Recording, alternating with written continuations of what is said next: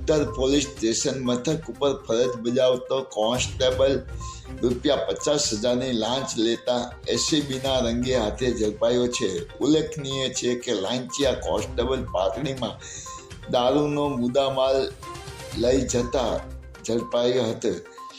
Lakhtar police મથક ફરજ બજાવતો સરદારસિંહ પરમાર નામના કોન્સ્ટેબલે મારામારી અને દારૂના કેસમાં આરોપીને રાહત આપવા ₹50,000ની લાંચની માગણી કરેલી હતી. જોકે આરોપી લાંચ આપવા માંગતો ન હતો, જેના પગલે તેણે લાંચ રૂશ્વત અધિકારીને ફરિયાદ કરીને